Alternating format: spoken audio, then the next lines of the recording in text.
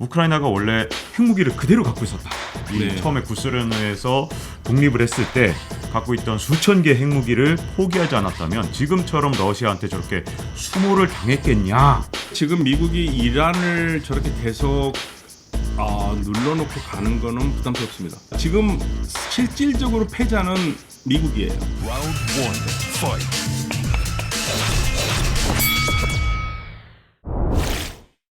안녕하세요. 박종훈의 경제한방입니다. 최근 들어 세계 정세가 굉장히 불안한 모습을 보이면서 과연 중동 질서가 어떻게 재편될지 많은 분들이 관심을 가질 것 같은데요. 그래서 오늘은 이 서강대 유로메나 연구소의 박현도 교수님을 모셨습니다. 안녕하세요. 네, 안녕하십니까. 네, 일단 교수님께서 연구하시는 유로메나 이 네. 단어를 좀 짚고 넘어가고 싶은데요. 이 메나에는 네. 결국은 중동하고 그다음에 네. 북아프리카 이런 맞습니다. 게 들어있는 거죠? 네, 미들리스트 앤 노스 아프리카 해가지고요. 네. 우리말로 좀 했으면 좋겠는데 뭐 너무 길어서요. 그렇죠. 그러면 이 중동이라고 우리가 흔히 이제 말하는데 과연 중동이라는 지역이 어디서부터 어디까지인가요? 사실 중동이라는 말이 이제 이쪽 공부하는 사람들한테도 항상 그게 문제가 되는데요. 중동이라고 딱 말해서 어디라고 규정할 수 없을 정도로 이게 사실 지정학적인 용어지 지리적 용어가 아니거든요. 이게 처음 썼던 건 19세기 말쯤에 쓰였던 거로 봅니다. 영국에서도 썼던 것 같고요. 뭐 고든 장군이 썼다는 말도 있고, 근데 보통은 이제 그 미국의 해군 전략가인 마한이 썼단 말이라고 나옵니다만은 그때 가르쳤던 말은 지금의 이란 쪽을 중동이라고 불렀었어요. 그래서 이제 그쪽을 페르시아만 쪽 패권을 잡는 나라가 세계 패권을 잡는다라는 의미로 영국에게 이제 뭐 조언하는 그러한 글들을 썼는데요. 그때 처음 쓰기 시작해가지고 이제 점차 확장된 거죠. 그래서 이집트를 중동이라고 해야 되느냐 안 해야 되느냐 이런 것도 얘기가 많아요. 왜냐 이집트는 정확하게 보면은 아프리카 쪽으로 들어갔지 않습니까? 그래서 이 중동은 보는 사람 입장에 따라서 다르기 때문에. 뭐 예를 들면 중앙아시아까지도 중동으로 봐야 되느냐, 파키스탄, 아프가니스탄 어떻게 볼 것이냐, 뭐 이런 것까지 다 돼 있는데 하나 확실한 거는 이슬람 문화권과 겹쳐 있다라는 거. 네, 그 부분을 대체적으로 이렇게 바라봅니다. 그래서 이제 최근에 문제가 많이 됐었던 아프가니스탄 같은 경우에는 참 재밌는 게 여기를 중동으로 안 보는 분들도 있고요. 또 그러면은 중동을 안 보면 중앙아시아 쪽으로 봐야 되는데 중앙아시아에서는 아이고 중앙아시아라긴 좀 그렇지 않느냐. 그럼 인도 파키스탄 쪽에서는 그건 뭐 중동이나 중앙아시아 쪽이야. 그런 문제들이 생겨요. 그래서 이 중동은 정확하게 규정된 말은 아닙니다. 그러면 네. 요즘에 이제 분쟁 지역으로 자꾸 화제가 되고 있는 우크라이나는 네. 유럽, 아시아, 중동 어떤 쪽에 속하는가요? 정확한 말씀드려서 저희는 우크라이나를 공부를 안 했어요. 저희는 이슬람 문명권은 일단 아니고 이슬람 문화권에서는 중앙아시아에서 큰 강이 두 개가 있거든요. 중요한 강이 보통은 서양에서 말하는 시르다리아하고 아무다리아 요 사이까지가 중동이라고 봤었습니다. 네. 이슬람 문화권으로요. 그래서 이제 그 넘어가면 지금의 뭐 카자흐스탄 정도까지 가면 흐려지거든요. 그래서 이제 보통 우즈베키스탄이 가장 그 중앙에 자리 잡고 있었던 중요한 문명권으로 이슬람 문화가 많았었고 거기를 넘어가기 시작하면 이제 약간씩 이제 흐려지기 시작해요. 그렇군요. 근데 이 중동 정세를 가장 뒤흔들 변수 중에 하나가 바로 이란일 것 같은데 이란 핵 협상을 조금 정리를 하자면 원래 오바마 대통령이 이란하고 이제 핵 협상을 해서 어쨌든 합의를 이뤘었고 2015년이고 그걸 트럼프 대통령이 깨버리는 바람에 지금 현재 이제 보건 협상을 하고 있는 중인데 지금 유가가 막 들썩들썩하는 상황에서 여기에다가 이란 핵 협상이 혹시라도 잘못되거나 뭐 문제가 생긴다면 유가가 더 많이 오를 것 같은데 지금 이 이란 핵 협상 과연 어떤 상황입니까? 제가 방금 오기 전까지 이란 외교 장관의 인터뷰를 봤어요. 근데 거기서는 그렇게 얘기하더라고요. 이제 공은 미국에 가 있다.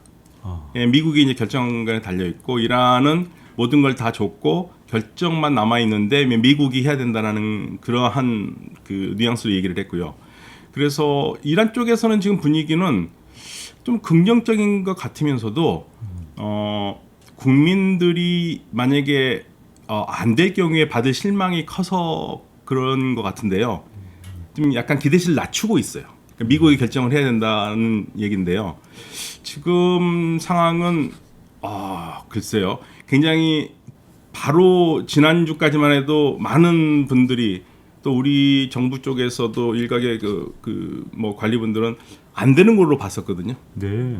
그런데 일단 이란에서도 우리 의원 와가지고 그 협상을 했었잖아요. 그 미수금 문제 때문에요. 그런 분위기 그리고 그 이후에 계속적으로 지금 비엔나에서 들어오는 분위기들은 좀 희망적이라는 얘기를 하고 있긴 합니다. 그런데 막판에 뭐 어떤 변수가 날지 모르니까요. 결국 미국이 결정을 해야 되는데 미국도 압력을 많이 받을 겁니다. 특히 뭐 이스라엘은 대놓고 지금 불평을 하고 있고요. 네. 미국의 결정에 따르겠다고 한 그런 분위기를 보였다가 이제는 이제 그래서 이스라엘이 저렇게 좀 거칠게 나오는 거 보면은 뭔가 좀 되고 있는 거 아닌가라는 그러한 분위기도 주고요. 지금은 거의 뭐 어떻게 봐야 될지 모르겠어요. 네.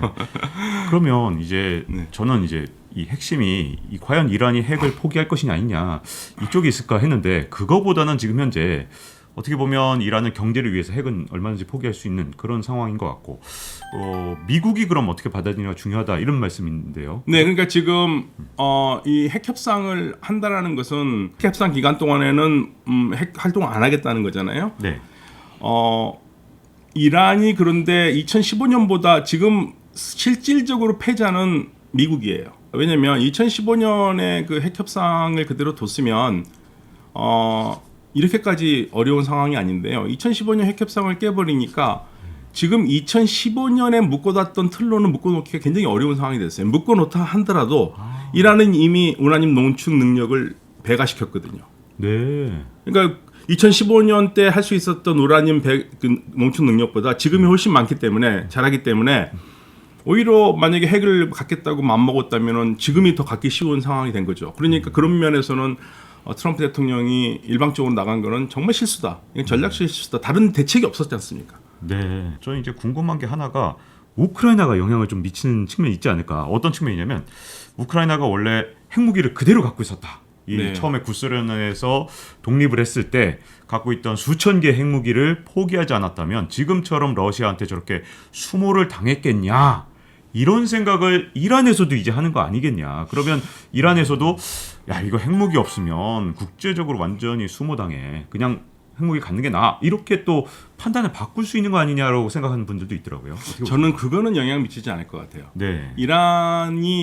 이란한테는 우크라이나 핵이나 뭐 북한의 핵이나 그런 문제는 아니고요. 저는 이란이 핵을 가지려는 이유는 이스라엘 때문에 그렇거든요. 만약에 갖는다면. 이스라엘이 가장 이스라엘 때문에 그렇죠. 네. 뭐 지금 우크라이나 사태 때문에 그런 거라고 보지는 않고요. 이란이 또 그걸 잘 알고 있어요. 만약에 핵을 가졌을 경우에 이란이 받을 압력이 너무 세기 때문에 쉽게 가지려고 하지는 않을 거예요. 계산을 해보면은 답이 나오거든요. 그래서 이란이 핵을 가졌을 경우에 받을 불이익이 너무 크기 때문에 현재로서는 그리고 그동안 계속적으로 핵을 안 갖겠다고 어떻게든 간에 공식적으로 얘기를 해왔고 그걸 그냥 뭐 우리는 안 갖겠다가 아니라 최고 지도자 명의로 그다음에 혁명의 지도자였던 그 호메이니 지도자 명의 그리고 지금 하메네이 지도자 명의로 계속 해왔기 때문에 그거를 순식간에 뒤덮으면서 가기에는 지금 현재로서는 어렵습니다. 네. 그리고 또 핵 협상이 좀 잘 될 것 같다 이런 생각이 좀 드는 이제 혼자서 제가 한번 생각을 해봤는데 아니 우크라이나 때문에 지금 유가가 이렇게 들썩들썩하고 있는 상황이라면 미국에서도 어떻게든 이 세계 경제를 안정시키려면 빨리 이란하고 핵 협상을 해버리면 그러면 유가를 또 빠르게 또 안정시킬 수 있는 측면이 있잖아요. 우크라이나 사태가 네. 조금 더 나쁘게 진전된다 하더라도 그래서 미국을 압박하는 측면이 유가 때문에 있지 않을까 협상에 참여하도록. 일단은 그 우크라이나 문제 때문에 유가가 오른다고들 많이 얘기를 했는데요. 사실은 지금 유가 전문가들은 그게 문제가 아니다. 이란이 가장 큰 문제다. 더 큰 문제가 있는 거군요. 네, 그러니까 이란에 달려 있다고 봅니다. 이란 핵 협상이 되느냐 안 되느냐에 따라서 유가가 널뛰기를 할 건데요. 지금 이란이 핵 협상이 돼서 문제가 해결된다면 뭐 유가가 일단 내려가고요. 네. 그 이란으로서 너무 좋죠. 석유를 제대로 팔 수 있으니까. 예. 물론 이제 미국이 걱정하고 있는 것 그리고 특히 이제 이란을 싫어하는 미국의 많은 그 정치인이나 이런 분들이 싫어하는 것 중에 하나가 이 핵 협상이 풀리면 이란이 석유를 판다. 네. 그러니까 석유는 그렇게 쉽게 팔지 못하도록 제재를 걸어야 된다는 얘기는 있어요. 그러니까 풀리더라도 석유를 얼만큼 해야 될지는 잘 모르겠지만 네. 유가는 떨어질 겁니다. 분명히 떨어질 거고요. 그나마 지금 더 올라가지 않는 게 이란 핵 협상에 희망을 걸고 있기 때문에 안 올라가고 있다고 보거든요. 근데 만약에 이란 협상에 나쁜 소식이 들린다 그러면 이제 뛰겠죠. 우크라이나 사태가 어쨌든 최근에 이제 긴박하게 진행되니까 거기랑 연관시켜서 좀 여쭤보고 싶은 건 이 독일 입장에서는 어쨌든 어쩔 수 없이 러시아의 제재 동참을 할 수밖에 없고 그러면 노르트 스트림 2 이걸 만약에 제때 개통을 못 하게 되면 현재로서 이제 그럴 가능성이 굉장히 높아지고 있는데 그러면 뭐 중동에서라도 지금 뭐 수입해야 되는 거 아니야? 이거 우리 어디서 에너지 수입해? 미국 너희한테 수입하니까 너무 힘들어, 너무 멀어 대서양. 중동에서라도 하려면 이란이라도 빨리 풀라니까 이렇게 그렇죠. 유럽에서는 미국한테 좀 압박을 해서 이란 핵 협상 빨리 복원시켜 이렇게 막 아무리 유럽이 뭐 예전하고 달리 이제 뭐 미국을 압박할 힘이 없다 하더라도 그래도 정말 최선을 다해서 독일이 또는 유럽 국가들이 미국을 압박해서 핵 협상 복원에 미국을 좀 등장시키려고 노력하지 않을까요? 그럴 겁니다. 왜냐하면 세계 최고의 가스 유전이 카타르하고 이란이 같이 가 있는 사우스파르스 가스전이 있는데요. 네. 거기로 활용을 할 수밖에 없죠. 근데 이게 국제적 역학 관계로 보면 이란은 대표적인 친러시아 국가 아닌가요? 아닙니다. 이- 사실은요. 네. 그 이란은 네.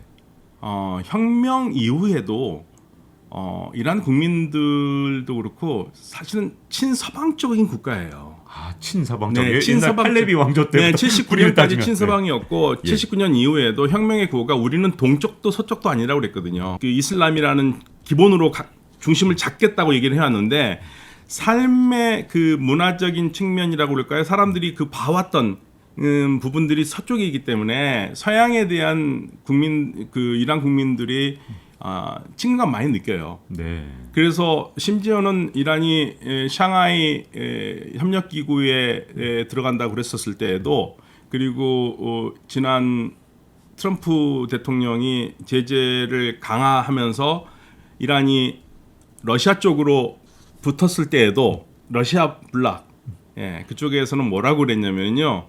이란이 지금 궁해서 우리한테 오는 거지 만약에 상황이 정상이 되면은 이란은 유럽으로 갈 거 우리 알고 있다. 그러면 제가 네. 항상 중동에 대해서 갖고 있던 굉장히 궁금한 점이 하나 있었는데 이 문화적 전통이나 종교적 교리를 봐도 이란이 어떻게 보면 친서방적인 모든 면모를 다 갖고 있고 오히려 사우디야말로 아니 교리나 뭐 문화나 모든 걸 봐도 반서방이어야 될 것 같은데 실제로는 사우디는 친서방 친미국 국가의 대표적인 국가로 남아 있고 이란은 반대란 말이죠. 이 중동 질서는 도대체 어떻게 이해해야 되는 건가요? 그러니까 사실은 79년 이전에 미국의 중동 정책의 가장 핵심적인 국가가 이란과 사우디아라비아였잖아요. 근데 사실 이란이 미국은 더 편했죠. 네, 예, 거의 뭐 미국이 하는 대로 다 해줘줬고 그리고 뭐 그 삶의 방식도 서구식으로 왔었기 때문에 네. 그러니까 이 두 기둥이었는데 하나가 무너졌지 않습니까? 그러니까 이제 그러면서 반미가 되면서 미국과 사이가 나빠졌죠. 뭐 대학교 시스템이라든지 예를 들면 우리가 중동 지역을 가보면요. 이 나라가 어느 나라의 영향을 많이 받고 어느 나라하고 친했는가를 보면은 제가 이게 사실 맞는 얘기예요. 그 전기 콘센트를 보면 알아요.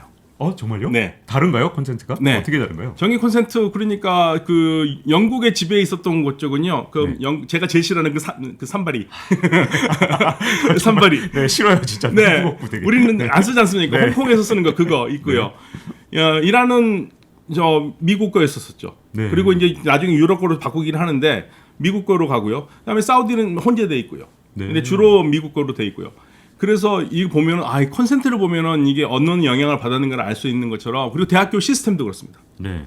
이란 같은 경우에는 미국 시스템이에요. 네. 그런데 UAE 쪽 그 같은 경우에는 영국 시스템 본받는 영국 쪽으로 가고요. 그리고 북아프리카 국가들은 프랑스 영향을 그러니까 프랑스 시스템이고요. 그러니까 이런 식으로 서구의 영향을 서로 주고받고 있었는데 이란은 정말 오랫동안 그 근대화를 이뤘고 그런 측면에서 그리고 이슬람으로 갔기 때문에 반미가 됐다기보다도요. 이슬람이면 사실은 그 유신론이잖아요. 근데 공산주의자가 어떻게 같이 놉니까? 그러네요, 진짜. 네. 그러니까 사실은 소련하고 친할 수가 없어요. 그리고 많은 부분에서 이 러시아하고 이란이 같이 가기가 어려운 게 둘 다 에너지 경쟁국이에요. 그게 맞아, 경쟁업자네요, 진짜. 네, 경쟁업자예요. 네. 경쟁업자이기 때문에 네. 이게 생각보다도 뭐그 에너지뿐만 아니라 역사적인 문제도 그렇고 그러니까 이 모든 문제는 그러니까 미국이 압력을 하니까 지금 이란이 저 자꾸만 그 러시아나 중국 쪽으로 가죠. 이쪽이 풀리기 시작하면 사실 러시아 중국보다 더 좋은 파트너가 있지 않습니까? 미국이 네. 아니더라도 그 독일과 프랑스가 있잖아요. 네. 독일, 프랑스 있고 다른 국가들이 있기 때문에 이란으로서는 또 핵 협상이 풀리면은 굉장히 온건한 형태로 가게 될 거고 주변 국가들과 굉장히 친한 모습을 보여줄 것 같아요. 자, 그러면 이제 관심의 결국 초점, 앞으로 국제유가 그리고 세계 경제를 뒤흔들 것은 과연 이란의 핵 협상 복원이 과연 잘 될 것이냐인 것 같은데 가능성을 어느 정도로 보시나요, 복원? 지금 이제 그 두 가지가 문제가 됐습니다. 네, 그러니까 이란에서 요구하는 건데요. 첫 번째 이란이 핵 협상을 복원을 한다고 했었을 때, 그러면 애써 해놔서 갔는데 또 미국 대통령이 바뀌어가지고 트럼프 같은 대통령이 나오거나 아니면 또 트럼프가 대통령이 돼서 또 이걸 엎으면 어떻게 하느냐? 아니, 당장 올해 11월에 미국에서 중간 선거했는데 네. 예를 들어 공화당이 대승을 하면 네. 야, 너 못 믿겠는데? 너 민주당에서 공화당 바꾸면 네. 또 엎어버릴 거 아니야? 이렇게 네. 생각하겠네요. 그래서 그걸 보장을 하라는 거예요. 오. 근데 어떻게 보장을 하냐 이거죠, 이거를. 만약에 이거를 뭐 그렇게 보장한다면 조약 수준으로까지 가야 되는데 조약 수준으로 가면은 또 의회를 다 통과해야 되지 않습니까? 그러면 불가능해요. 아시다시피. 그렇죠. 네, 의회 통과 못 합니다. 통과가 될 가능성은 없을 것 같아요. 네. 네. 그래서 그것 때문에 미국은 안 된다고 그랬고 이란은 어떻게 해서든지 거기에 대해서 책임을 지라고 그랬는데 뭐 그래서 나온 얘기가 이란에서 그러면 그 상하원의 그 의장들이 이거 정치적인 입장이라도 이거를 지킨다라는 그러한 공수표가 될지언정 그거를 좀 받아달라고 그랬었어요. 물론 그런 식으로 얘기는 안 했죠. 네네. 그러니까 의원에 그런데 이제 그것까지도 사실은 쉽지는 않은데 그래서 이제 러시아가 중간에 끼어서 이 협정 문구에다가 좀 그런 거를 넣으려고 그랬었는데 미국에서도 그렇게 좋아하지도 않고 그래서 그게 굉장히 큰 문제였었습니다. 네.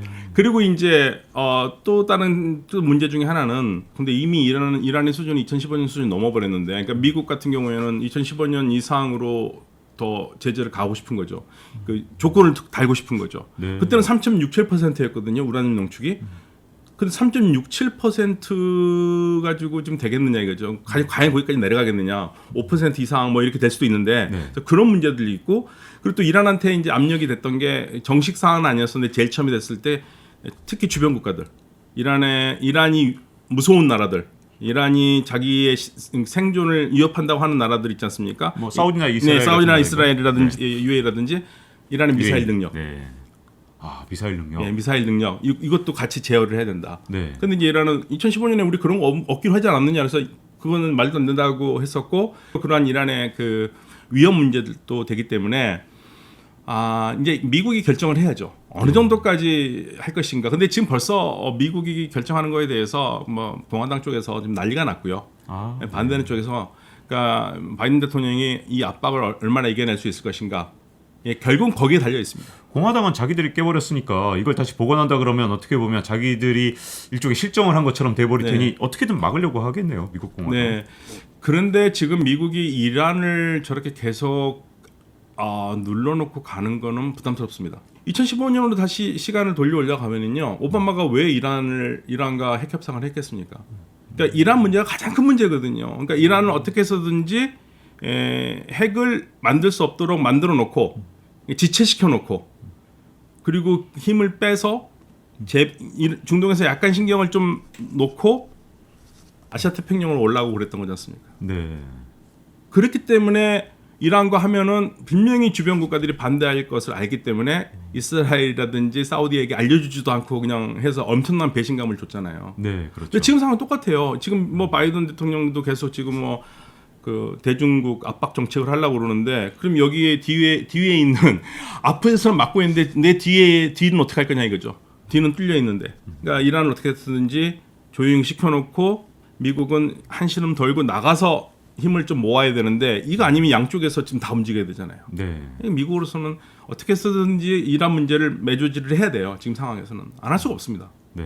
세계 경제를 위해서 좋은 방향으로 갔으면 좋겠는데 또 우리가 이스라엘의 로비 능력 그러면 무시무시하다 이걸 잘 알고 있는 입장에서 그래도 혹시 가정을 좀 해봐야 될 것 같은데 만약에 핵합의 복원이 잘 안 됐다 이런 비보가 들려온다면 어떤 식으로 세계 질서라든가 뭐 경제에 영향을 주게 될까요?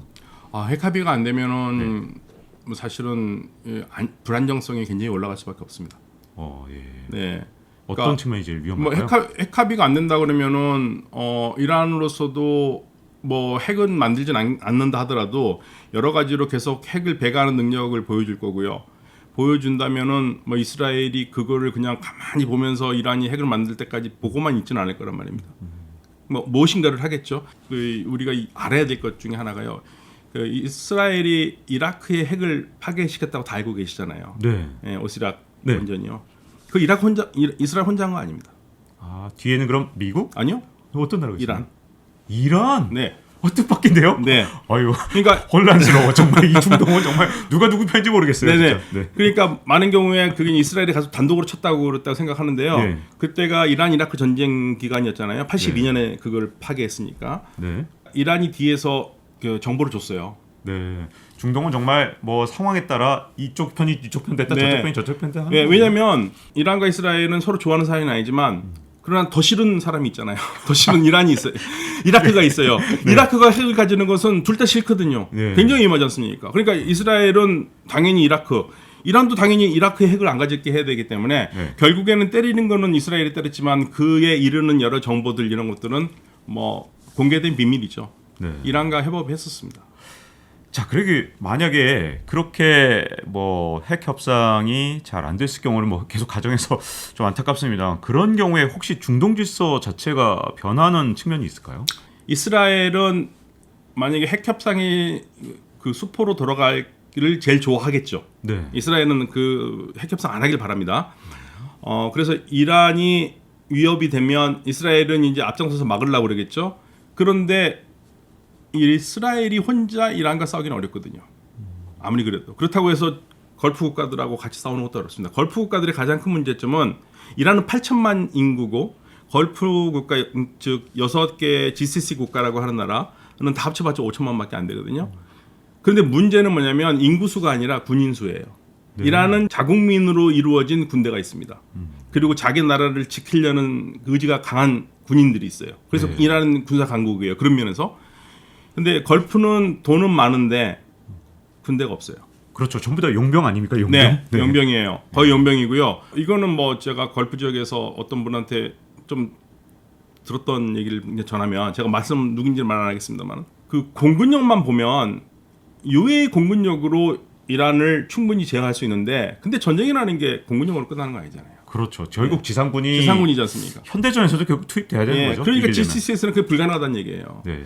지상군이 없는데 어떻게 이기냐 이거죠. 아무리 이스라엘하고 같이 한다라도. 그러니까 여기는 지상군을 늘릴 수 있도록 그거 쉽게 말하면 앞으로 향후 10년 이상 동안 자체적인 방어를 할 수 있는 능력을 키우는데 초점을 줄 겁니다. 그러니까 지금 뭐 부딪힐 수가 없어요. 여러 가지 진짜 이란이 갖고 있는 그 파급력 이런 핵 협상이 과연 복원되느냐 아니냐가 진짜 많은 걸 결정할 것 같은데요. 근데 또 한편으로는 이 복원이 됐을 때도 또 중동 질서를 완전히 뒤흔드는 그런 효과가 또 있을 것 같고요. 그게 아주 최근 들어서 뭐 중동의 새로운 질서, 뭐 이스라엘이 전례 없이 중동 국가들하고 친해진 모습도 보여주고 하다 보니까 아마도 그런 측면에서도 많은 분들이 중동의 새로운 질서가 어떤 방향으로 바뀌어가는지 관심이 있으실 것 같고요. 2부에서 계속해서 그 얘기를 나눠볼까 합니다. 구독과 좋아요, 알림 설정 해주시면요, 중동 질서 재편에 대해서 좀 더 깊숙한 얘기를 나눠보도록 하겠습니다. 그럼 다음 편 기대해 주시고요. 고맙습니다. 네. 이스라엘과 이란은요 정말 둘도 없는 친구였습니다. 이란의 레슬링 선수라 이거예요. 네. 그리고 잘해가지고 결승에 올라갔는데 상대가 이스라엘이잖아요. 기권합니다. 이건 지금 쉽게 말하면 이거 갑자기 완전 경천 동지할 일이에요. Round one, fight.